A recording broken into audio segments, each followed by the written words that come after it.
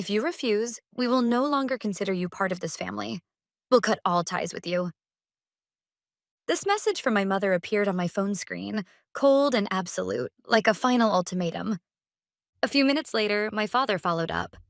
Support Madison's dream. That's your responsibility, isn't it? It was a flawless act of coordination, like a team of seasoned con artists. But they still hadn't realized that the person they were trying to threaten was no longer the same me they used to know. The whole incident had started just a few minutes earlier, from a text sent by my cheerful and excited younger sister, Madison, and it came with a photo attached. It was a photo of a bright red sports car worth $300,000 gleaming in a showroom. She flashed a peace sign while standing beside it, as if she had just conquered the entire world. I did it. My dream is coming true. Then came the next sentence, one that made my stomach freeze. I already signed the contract. I told them you'd be my co-signer, and the pre-approval went through. I signed all my parts, so all that's left is your signature. I told the dealer you agreed, so they'll probably call you soon to confirm. No prior discussion, no permission, nothing. That's her way. She dives headfirst into a pool of reckless desire with our parents cheering her on, and I'm left to clean up the financial mess. For years, I was the family's safety net, their personal bank, and the ultimate problem solver. Yet, as I stared at the screen, my heart was eerily calm. The anger and sorrow had long since burned away, leaving behind only a cold, solid certainty.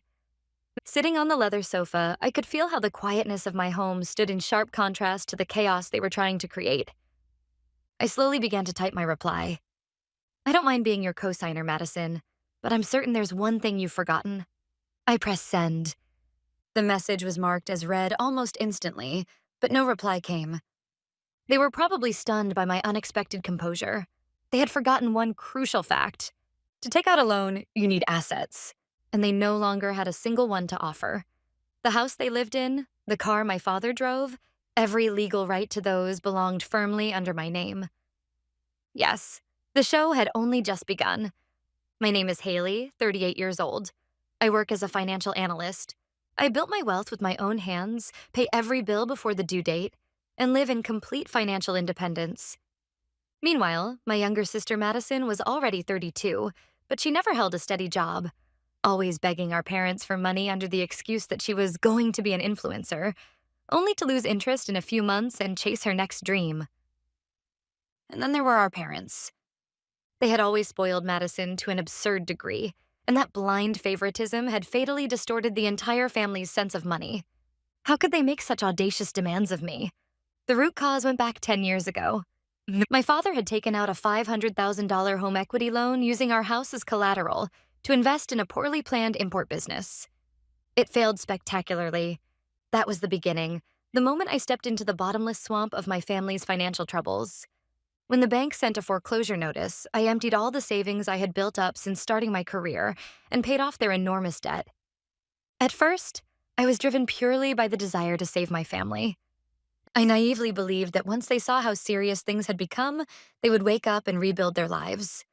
But that hope was shattered almost immediately. Despite losing most of their assets, their lifestyle didn't change one bit. If anything, perhaps out of guilt for their failure, my parents began spoiling Madison even more. Their favorite phrase was, "We don't want her to suffer." When Madison said, "I want to run my own boutique," they handed her the little they had left. Even when that money vanished into luxury handbags, they said nothing. In time, they became a complete financial black hole, and filling that hole somehow became my role. Any words of gratitude for my first rescue disappeared quickly, replaced by an unspoken belief that my support was their right. My parents' medical bills, home repairs, every kind of expense found its way to me as if it were perfectly natural. If I refused, my mother would cry, my father would yell, and Madison would post on social media calling me a cold, heartless person. I gave in to that emotional blackmail and kept paying. But from that moment on, distrust toward them began to grow inside me. Quietly, yet steadily. One day, I realized something. What I was giving them wasn't money. I was giving them the grace period to remain irresponsible.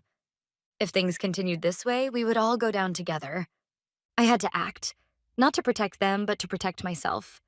From that day on, I began consulting a lawyer and started legally organizing their assets. And in return for taking over the debt, I had my father sign the following documents: promissory note, deed of trust, and quitclaim deed. They were simply relieved that their immediate debt had vanished, and they signed everything I placed before them without a second thought. They never truly considered what those papers meant. It was obvious they didn't understand the implications. To them, it was just another temporary procedure to fix yet another financial problem. But from that moment on, I was, in the eyes of the law, the owner of the house. That carelessness proved extremely useful in carrying out my plans smoothly. On the night the title transfer was finalized, I called my parents. When I told them, "From now on, I'll manage all debt payments directly," my father sounded relieved. "Oh, that's a huge help," he said happily. They had no idea that the ownership of their home legally belonged to me from then on. For me, that was the first safety net. It was the minimum layer of protection, ensuring they couldn't recklessly dispose of their assets if things went wrong. Madison was even more indifferent. She didn't care at all about our parents' financial situation. She was only thinking about satisfying her own desires. Even if she heard that I ended up holding the rights to the house, she'd probably just shrug and say, "So? What does that have to do with me?" In her world, money simply appears from somewhere, and she vaguely assumes I'm the one controlling the faucet. This unbalanced relationship has lasted for years. I earn, they spend. I plan, they live carelessly off the results. Whenever I try to set boundaries, they break them down with emotional arguments like, "Why are you being so cold to your own family?" I needed to destroy this distorted structure entirely. That's why the recent sports car incident was the perfect opportunity for me. But why had I lost all faith in them to begin with? Everything started with that one event 5 years ago, back when I still believed they were my family. That incident was the moment I truly woke up from the illusion of family. At the time, I was studying hard for an MBA to advance my career, saving $20,000 for tuition fees and living expenses. It was my dream, my sanctuary, something I didn't want anyone to interfere with. When I told my family about my plan, they all praised me. "That's amazing. You can do it, Haley," they said. But I didn't yet realize how empty those words really were. One weekend, when I returned home from a short trip, something about the atmosphere in the house felt off. My parents were being unusually kind to me, while Madison avoided meeting my eyes. A sense of dread ran through me, and I immediately checked my bank balance. Then I froze. The $20,000 that should have been there was almost completely gone. With a trembling voice, I confronted my parents. They had exercised their rights as joint account holders and withdrawn every cent of my savings, without my permission. "Madison really wanted to go to Paris," my mother sobbed. "All her friends are going. How could we let her be the only one left behind? You can always save the money again, can't you?" my father said defensively. They had trampled my dream, without a shred of guilt, for the sake of Madison's fleeting vanity. It was theft in one of its most despicable forms, too murky to be easily condemned by law. In that moment, something inside me broke completely. They were no longer my family. They were predators, leeches feeding on my assets. After what I came to call the Paris trip incident, I packed my things and left the house. And for the first time in my life, I hired a lawyer on my own. My goal was to recover the stolen $20,000 and to build a legal wall that would forever prevent them from touching my finances again. I still remember sitting on the cold floor of my new apartment, flipping through the phone book in search of an attorney. I had reached my limit living in that house, constantly reading their moods. I realized that if I didn't create physical distance, my mind would collapse. "This isn't a family issue. It's a clear case of theft," the lawyer said firmly after I explained everything in his office. Those words solidified my resolve. When the attorney sent an official repayment demand, my family, predictably, fell into panic. "How could you do this to your own family? Are you trying to shame us in public?" my mother cried over the phone. "Have you forgotten everything we did for you?" my father shouted. But I refused to respond and told them all communication would go through my lawyer. Faced with my unwavering resolve and the threat of legal action, they finally gave in. A few weeks later, they broke into what little savings they had left and wired $20,000 into the account designated by my attorney. I didn't care where they got the money from. All that mattered was the fact that they had repaid it. That incident taught me an important lesson.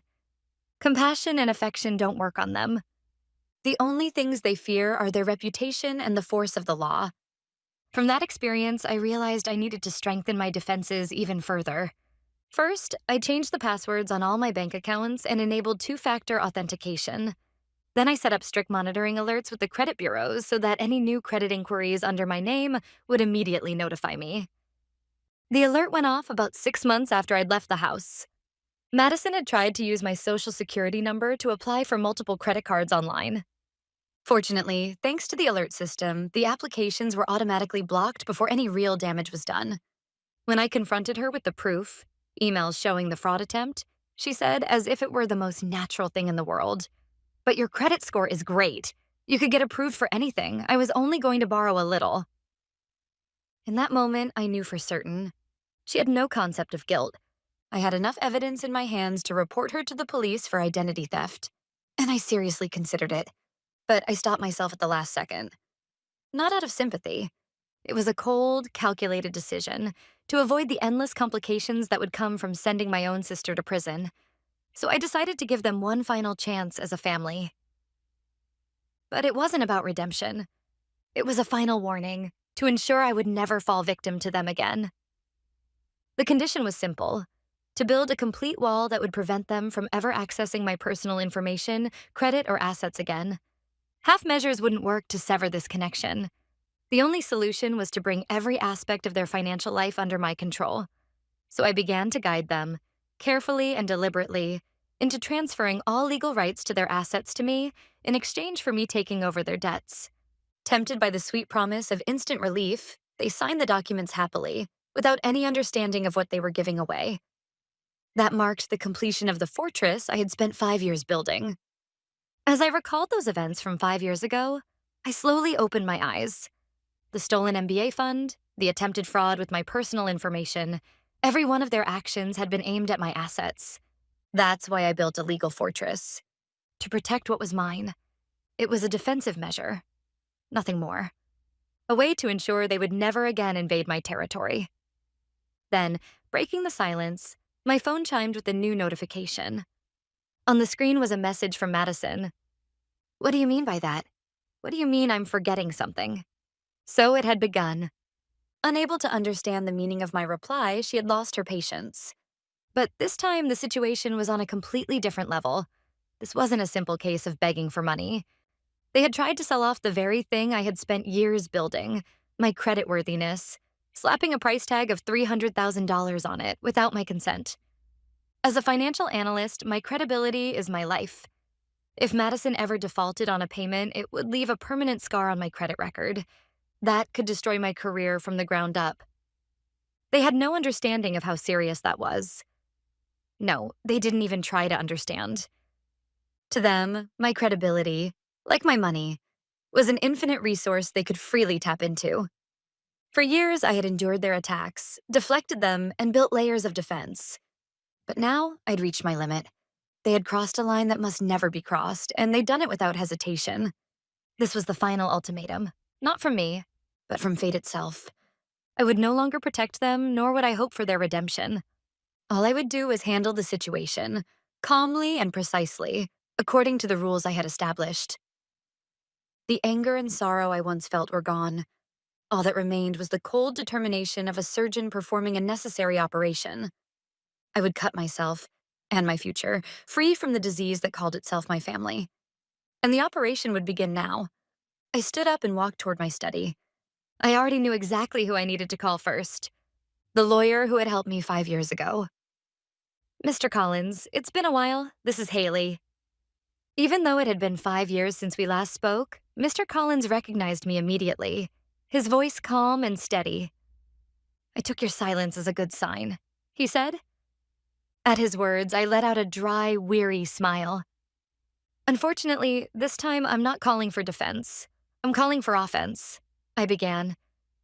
I explained the situation about the sports car in concise terms, that Madison had listed me as her co-signer without my consent and had already proceeded with the contract, that my parents were threatening to disown me if I refused. Mr. Collins listened silently, and when I finished, he spoke in a calm yet resolute tone. "Haley, this is no longer a family dispute. This is attempted fraud and coercion. It could easily be pursued as a criminal case. His words only strengthened my resolve. But I told him, I'm not considering criminal charges at this point. What I want is a complete severance from them, financially, socially, permanently. Mr. Collins understood immediately. I see. You intend to exercise every legal right you have to its fullest extent. In that case, the course of action is clear. We began discussing the specific steps. First, we would send a certified letter to the car dealership, formally declaring that I had no intention of becoming a co-signer, thereby rendering the contract invalid. Next, we would reaffirm that I held full ownership of my parents' house and take legal steps to ensure they could never again use that asset as collateral for new debt. Finally, we would issue a written notice to Madison and my parents, officially terminating all financial support and instructing them to contact Mr. Collins directly for any future communication. By the time we hung up, my mind was crystal clear.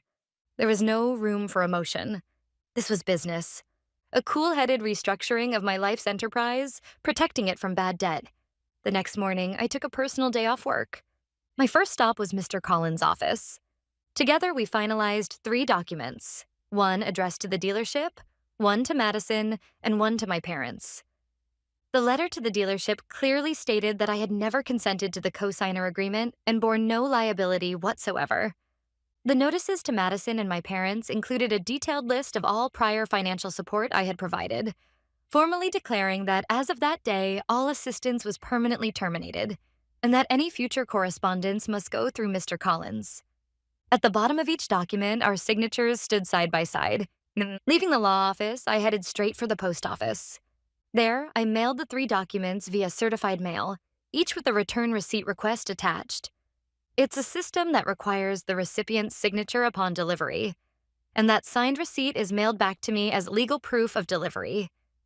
While it doesn't verify the content of the letters themselves, it does establish, beyond dispute, who received the documents and when. In the United States, it's the most reliable way to provide formal legal notice. With that, the first legal move had been made. It would take about 1 or 2 days for the letters to reach their hands. In the meantime, I had another step to take. I went to my main bank and scheduled a meeting with my account manager. The purpose was to confirm, once and for all, the status of the mortgage on my parents' house. When I had assumed their loan years ago, the property had been officially re-registered under my name, and I held the first lien. In other words, the ownership of the house was entirely mine. The bank representative checked everything in the system and said firmly, "Yes, Miss Haley. Every right associated with this property belongs solely to you. Your parents cannot use this house as collateral for any loan without your explicit authorization." That settled it. I had complete certainty that they no longer had any way to borrow money from anyone but me. When I returned home, I saw a flood of frantic messages from Madison piling up on my phone. "Why aren't you answering your phone?" "What did you mean by forgetting something?" "The dealer says they can't move forward without hearing from you." I scrolled through them without emotion and deleted them all. You're no longer talking to the right person. You'll understand what that means soon enough. By the following afternoon, the notices must have reached them. Madison, of course, was the first to react. My phone began ringing incessantly, her name flashing on the screen over and over again. I didn't answer. I simply waited for the ringing to stop. As soon as the call ended, the barrage of text messages began. What is this supposed to mean? Who's this lawyer? You're kidding about cutting off support, right? Withdraw that letter right now. Her words radiated panic, confusion, and an utter inability to grasp the reality of what was happening. She'd probably heard from the dealer, too. Something along the lines of, "Since Miss Haley's consent could not be obtained, this contract is invalid." The $300,000 sports car she had almost secured had vanished before her eyes, like a mirage. She had likely never experienced such humiliation and disappointment in her entire life. I read through every message she sent, calmly confirming that everything was proceeding exactly as planned. Then, realizing there was nothing more to be gained from her, I quietly blocked her number entirely. She would never be able to call or text me again. Expecting my parents to reach out next, I switched my phone to silent mode. Sure enough, after a while, my mother's name appeared softly on the screen. I simply watched until the ringing stopped and the call went to voicemail. A few minutes later, a notification popped up. She had left a message. When I played it back, I heard her trembling voice through tears. Haley, please answer the phone. Madison's been crying and screaming. She's completely hysterical. What happened? That letter can't really be how you feel, can it? She still didn't understand. To her, this was nothing more than an extension of a petty sisterly quarrel. She had no grasp of how deep this problem truly ran. Finally, my father called. As before, I didn't answer and let it go to voicemail. His voice, when the message came through, was shaking with anger. Haley, are you trying to destroy this family? Fire that lawyer of yours and fix this right now. That's an order. His tone of authority hadn't changed at all since before I left home, but he still didn't know that his words no longer held any power over me. I just sat there in silence, staring at the messages and missed calls. They still hadn't faced real fear yet. They hadn't realized that the ground beneath them was nothing more than a castle built on sand. I could already predict their next move. They would rush to the bank to check their financial status. And that's when they would finally learn what the documents they had signed actually meant. That's where true despair would begin. The next day, I received a call from Mr. Collins. Just as expected, Haley, he said, a faint note of excitement in his voice. Your parents showed up at the bank first thing this morning. They wanted to verify the ownership of the house and asked if it could be transferred back into their names. Naturally, the bank politely but firmly told them no. I could picture the scene perfectly. At the low counter of the bank, my parents must have turned pale as they were confronted with the fact that they were no longer the owners of their home. The house they had lived in for decades, no longer theirs. For the first time, they must have truly felt the unbearable weight of that reality. Mr. Collins continued. And as for Madison, she's been contacted by the car dealership regarding potential fraud. They warned her about the legal consequences, and she's clearly shaken. It seems she even considered forging your signature. The dealership wants nothing more to do with her. Her $300,000 dream had turned into a nightmare of her own making. That evening, they finally showed up at my apartment. Through the intercom camera, I saw my parents, exhausted and pale, and Madison, her face twisted with rage. I didn't answer. They began pounding on the door, shouting my name. Haley, please, just hear us out. You're so cruel. I'll never forgive you. Please don't take the house away from us. Their voices were muffled through the thick door. I simply listened in silence. No tears, no anger. This was the inevitable consequence of their years of irresponsibility. I hadn't taken anything from them. They had lost everything by their own hands. After about 30 minutes of pounding, they finally gave up and left. The hallway fell silent, like the calm after a storm. But this wasn't the end. They still believed they had one final card to play. An emotional one. The card called family. A few days after the confrontation at my apartment, a letter arrived. It was from my mother.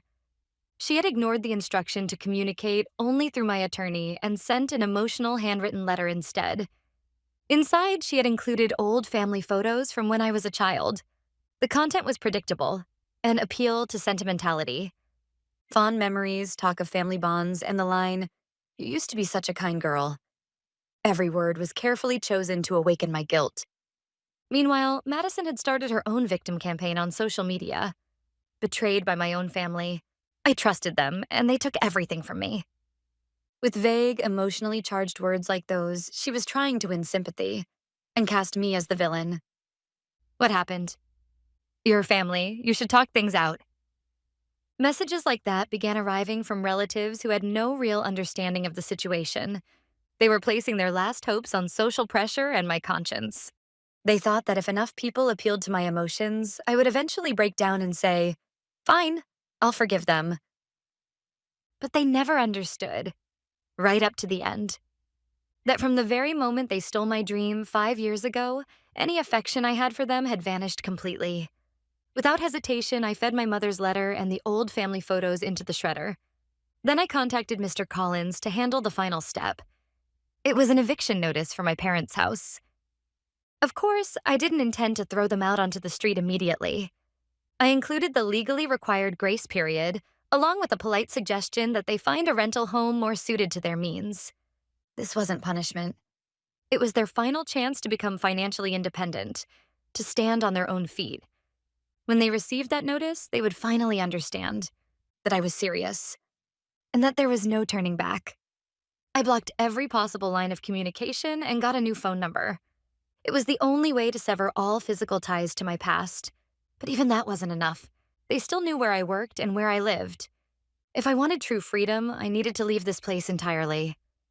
On the same day the eviction notice was mailed, I submitted my resignation at work. Fortunately, my skills were well recognized in the industry. I reached out to a West Coast company that had previously offered me a generous position. The negotiations went surprisingly smoothly, and within a month I had a new job waiting for me. There was almost no chance they could ever trace my new workplace. The following month passed in a blur. I asked Mr. Collins to handle the sale of the house. Then I sold or discarded most of my furniture, packing only the bare essentials into a few boxes. And like a quiet escape in the night, I left the city without telling anyone.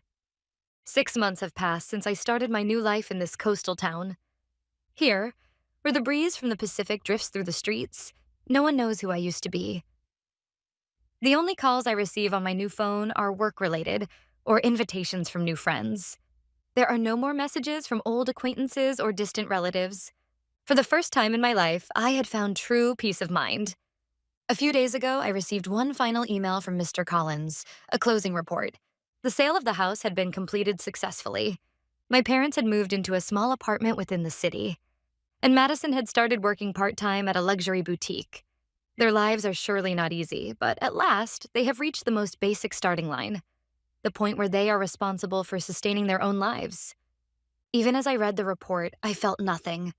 No hatred, no pity, no guilt. Only a distant detachment, as if I were reading about strangers in a foreign country. My life belongs to me. This freedom and peace. This is the reward I fought for all these years to finally claim.